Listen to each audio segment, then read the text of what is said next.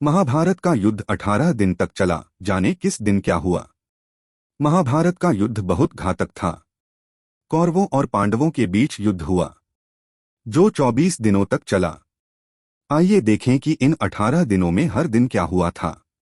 महाभारत का युद्ध धर्म और अधर्म पर था।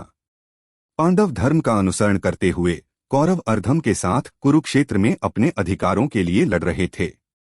महाभारत का युद्ध मार्गशीर्ष शुक्ल 24 से शुरू हुआ और 24 दिनों तक चला। 18 दिनों तक चलने वाले इस युद्ध में हर दिन कुछ अलग अलग घटनाएं हुईं जो लोगों को आज भी शिक्षा, संदेश और उपदेश की तरह मिली।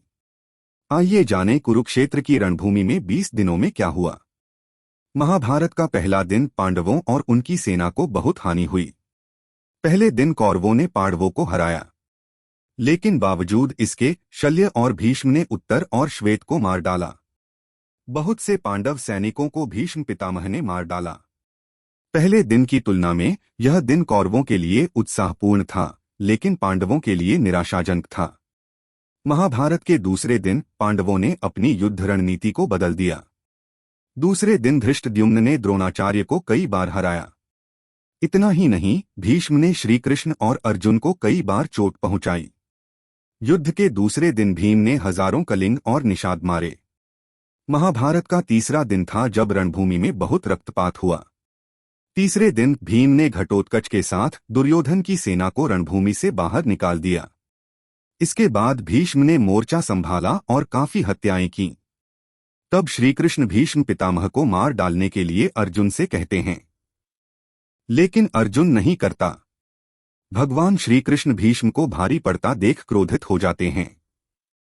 अर्जुन उन्हें शांत करते हैं और फिर से पूरे उत्साह से युद्ध लड़ने लगते हैं। सैकड़ों कौरव सैनिकों को मार डालते हैं। महाभारत के चौथे दिन पांडवों ने अर्जुन को कौरवों पर कहर बनकर मार डाला। उधर भीम भी कौरवों की सेना को बर्बाद करता है। यह दुर्योधन को परेशान करता है और अपनी गजसेना को भीम को मारने के लिए भेजता है, लेकिन भीम घटोत्कच के साथ पूरी सेना को मार डालता है। अर्जुन दूसरी ओर भीष्म से लड़ता है।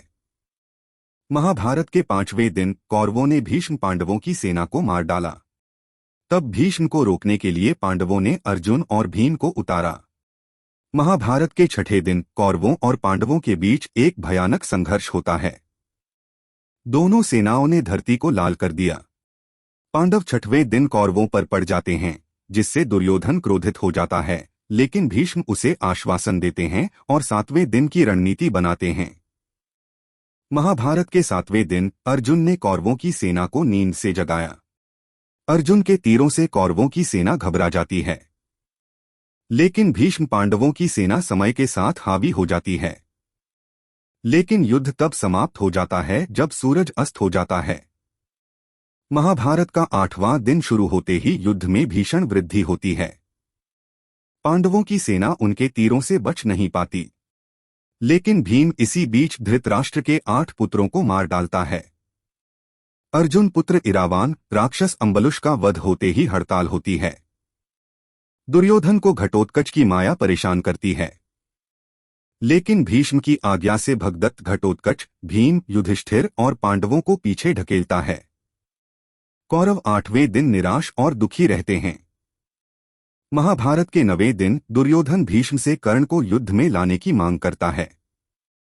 इसके जवाब में भीष्म कहता है कि आज दुर्योधन को परेशान नहीं होना चाहिए, क्योंकि वे आज या तो श्री कृष्ण को युद्ध में शस्त्र उठाने के लिए मजबूर कर देंगे या एक पांडव को मार डाल देंगे। भीष्म पांडवों को बहुत नुकसान पहुंचाते हैं। इससे भीष्म को युद्ध में रोकने के लिए श्री कृष्ण को अपनी वादा तोड़नी पड़ती है और वे हथियार उठाते हैं। इस दिन भीष्म पांडवों ने अपनी सेना को भारी नुकसान पहुंचाया। महाभारत का 10वां दिन श्री कृष्ण के कहने पर पांडव 10वें दिन भीष्म से मरने का उपाय पूछते हैं। कृष्ण शिखंडी से मदद मांगते हैं। अर्जुन ने बताया कि शिखंडी को आगे करके भीष्म पर तीर मारने से भीष्म कुछ समय में बाणों की शैया पर लेट जाएगा। कौरवों का दिन अच्छा नहीं है। महाभारत के 11वें दिन पांडवों को कर्ण युद्ध में रोकने के लिए आता है। कर्ण ने द्रोणाचार्य को सेनापति बनाया। दुर्योधन और शकुनी द्रोण को बताते हैं कि अगर वे युधिष्ठिर को बंदी बना लेंगे तो युद्ध खत्म हो जाएगा। अर्जुन दुर्योधन की योजना नहीं पूरी करता, लेकिन कर्ण पांडवों की सेना को बुरी तरह से नुकसान पहुंचाता है। महाभारत के 12वें दिन अर्जुन ने कौरवों की योजना को फेल कर दिया। शकुनी और दुर्योधन युधिष्ठिर को कैद करने की योजना बनाते हैं, लेकिन अर्जुन समय पर आकर युधिष्ठिर को जेल में डालने से बचाते हैं। इस दिन महाभारत का 13वां दिन शुरू होता है, जिसमें दुर्योधन राजा भगदत्त को अर्जुन के खिलाफ लड़ने के लिए भेजता है। अर्जुन की रक्षा करने के लिए श्री कृष्ण भगदत्त के वैष्णवास्त्र को अपने ऊपर लेते हैं। जब अर्जुन भगदत्त की आंखों की पट्टी तोड़ता है तो वह देखने लगता है। अर्जुन तभी उसे मार डालता है। इसी दिन युधिष्ठिर के लिए द्रोण चक्रव्यूह बनाते हैं, जो सिर्फ अभिमन्यु को तोड़ना जानता था, लेकिन बाहर नहीं जाना चाहिए। अभिमन्यु के साथ भीम को युधिष्ठिर भेजता है, लेकिन चक्रव्यूह के द्वार पर जयद्रथ सभी को रोकता है। अभिमन्यु ही इसमें प्रवेश कर सकता है। वह अकेले सभी कौरवों से लड़ता है और उन सबको मार डालता है। महाभारत के 14वें दिन अर्जुन अपने पुत्र की मौत को बदलने का वादा करते हैं। कौरव जयद्रथ को छिपाने की साजिश रचते हैं। बीच में अंधेरा छा जाता है। यह श्री कृष्ण ने बनाया था, लेकिन अर्जुन निराश हो जाते हैं और समाधि लेने के लिए तैयार हो जाते हैं। लेकिन श्री कृष्ण ने सूर्यास्त करते समय जयद्रथ बाहर आ जाता है। यह सूर्य ग्रहण था, इसलिए श्री कृष्ण अर्जुन से जयद्रथ को मारने को कहते हैं। सूर्य निकलते ही अर्जुन जयद्रथ को मार डालता है। इस दिन महाभारत का 15वां दिन है। पांडव छल से द्रोणाचार्य को अश्वत्थामा की मृत्यु का विश्वास दिला देते हैं, जिससे द्रोण निराश होकर समाधि लेते हैं। यहां धृष्टद्युम्न द्रोण का सिर काटकर मार डालता है। इस दिन महाभारत का 16वां दिन होता है, जब कर्ण पांडव सेना को बर्बाद करता है। नकुल सहदेव को कर्ण हरा देता है, लेकिन कुंती को दिए वचन के कारण उन्हें मार नहीं देता। भीम 2 प्रतिज्ञा को पूरा करते हैं और शासन का वध करते हैं। महाभारत के 17वें दिन कर्ण ने भीम और युधिष्ठिर को हराया, लेकिन कुंती को दिए गए वचन के कारण उन्हें नहीं मारता। युद्ध के दौरान कर्ण के रथ का पहिया धंस जाता है। पहिया निकालने के लिए कर्ण नीचे उतरता है और श्रीकृष्ण के कहने पर अर्जुन कर्ण को मार डालता है।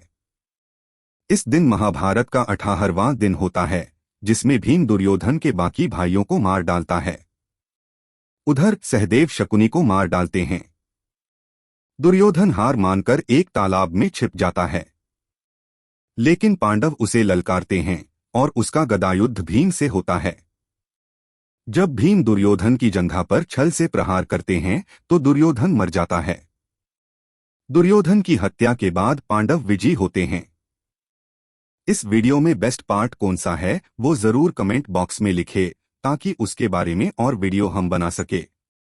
ऐसे और वीडियो देखने के लिए चैनल को लाइक और सब्सक्राइब जरूर करें।